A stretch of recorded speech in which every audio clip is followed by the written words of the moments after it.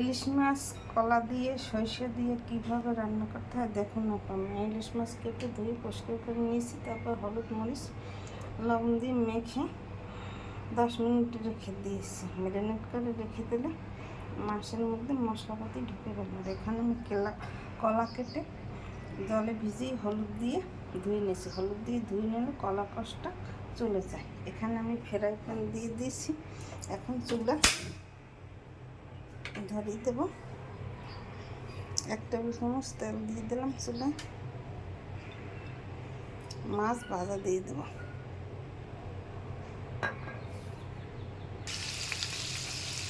মাছ ভাজা দিয়ে দিচ্ছি, ভাজা হয়ে গেছে। সামান্য ভেজে নিতে হবে, বেশি ভাজা যাবে না, তাহলে স্বাদ ভালো হয়।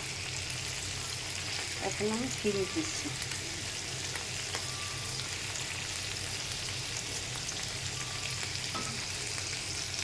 আমার মাছ ভাজা তৈরি হয়ে গেছে। দেখুন কত তেল বেরিয়েছে। আমি এখন তুলে নেবো, আর একটা করে দিয়ে দেবো।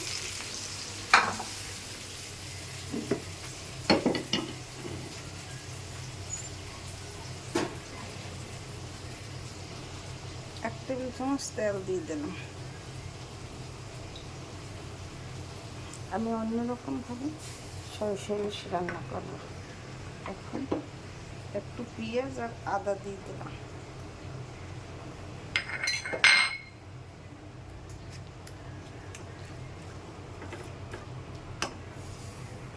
এর মধ্যে কলা দিয়ে দিলাম।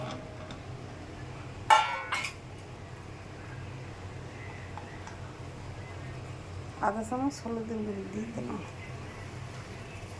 আধা চামচ লবণ দিয়ে দিলাম। এখন এটা বাদামি কালার হবে। পেঁয়াজ রসুন কলার সাথে ভাজা হয়ে গেছে। আদা আর পেঁয়াজ রসুন। এখন একটু সামান্য জল দিয়ে দেব।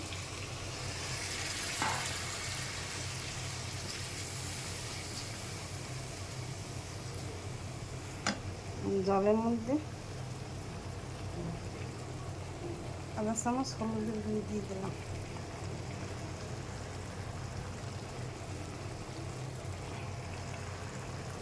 এক চামচ মরিচের গুঁড়ি, আধা চামচ লবণ আর সামান্য 1 টেবিল চামচ তেল দিয়ে দিতে হবে।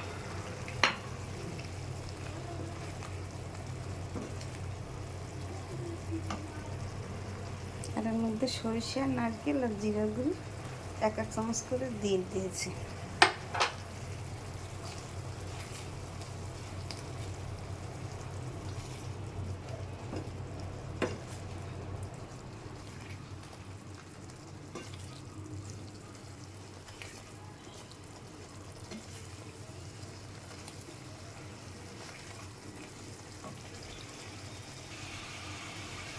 মশলার গায়ে তেল ছেড়ে গেছে।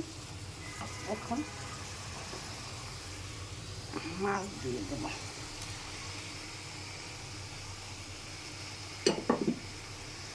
মাছ দিয়ে পরিমাণ মতো জল দিয়ে ঢাকনা দিয়ে দেব। ঢাকনা তুলে দিলাম। কলা দিয়ে সরিষা দিয়ে ইলিশ মাছের ঝোল রান্না তৈরি হয়ে গেছে। এইভাবে আপনারা রান্না করে খেয়ে দেখবেন, খেতে খুবই সুস্বাদু লাগবে। দেখুন দেখতে কত সুন্দর হয়েছে, খুব দারুণ খাবার, খেতেও খুব সুস্বাদু লাগবে। আমার চ্যানেলটিকে সাবস্ক্রাইব করে, লাইক এবং শেয়ার করে পাশে থাকুন। ধন্যবাদ। আমার রান্না তৈরি হয়ে গেছে।